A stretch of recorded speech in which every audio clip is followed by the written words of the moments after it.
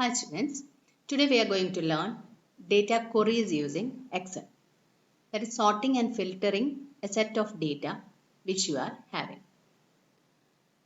We know that Excel is an important tool when we come to business analytics. For analysis, we will be having a set of data with us, right? So suppose you wish to sort the data, arrange the data either in ascending or descending order. For that, select the data, okay, and then go for data sort, and here order, select the drop down menu, smallest to largest and largest to smallest as well. If you want ascending order or descending order, select the one. I am selecting largest to smallest, descending order. Okay, they have been arranged. So this is the way how sorting can be done in Excel. The same thing you can take from home. Here it is there, sort and filter. Same thing you can get from there. Or you can, in the menu, you can go for data and select sorting. Now next is filtering. For filtering, just be in the heading. What is filtering? You are extracting some data. Okay, so go to the heading and again go for data filter. Okay, go for data filter. Now see here one drop down menu you got. Select it. Now all have been selected here. Just close it and select the one which you need.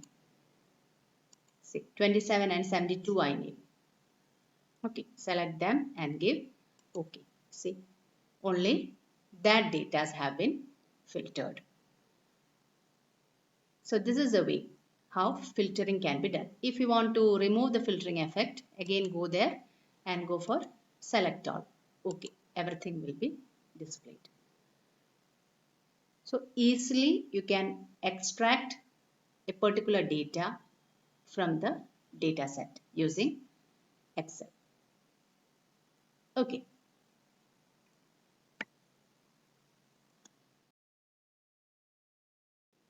Now we are going to learn summarizing data using Excel.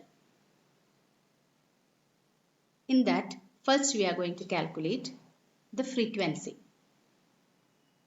Okay, for that, there's a set of values which you are having, and this is the bin range. Bin range means the data which you are, the average, the set of the range you need, right? 0 to 10, how many value, 10 to 20, how many value, 20 to 30, how many value, like that. Now for that,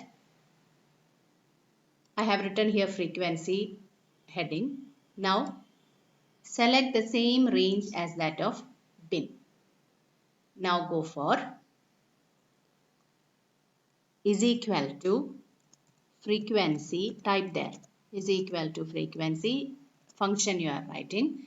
Now data array, you have to give the set of values, comma, and then bin array, you have to give the bin values, okay, and then control shift enter combination you have to give, that is control shift and enter.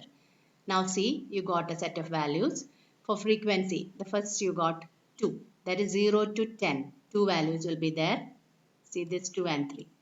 And then 10 to 20, 10 to 20 you are having the value 1, only 12 is there. Okay, 20 to 30 again, 20 to 30, 22, only 1 is there. 30 to 43 it is displayed, 30 to 40, 1, 2 and 3. See, you will get the values over there. So this is how to find the frequency. Now you have to find the relative frequency. For that, find the sum of the frequencies. Now come down, the frequency is equal to sum of which way. If you want auto sum, you can go for that. Now you got the sum over there. Now come to the first cell of relative frequency.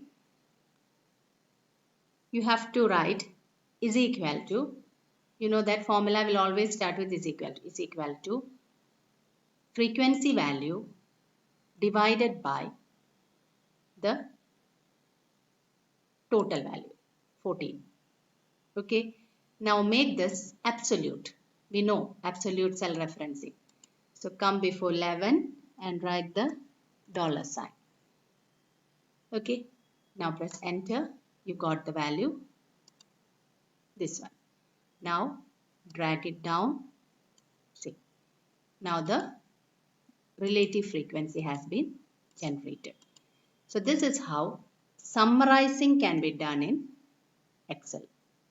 Okay, hope this is clear to you. This is too simple and very much useful in business analytics. So today's class we have learned how to sort a set of value, how to filter a set of value from that, how to find the frequency and relative frequency. Hope the topic is clear for you.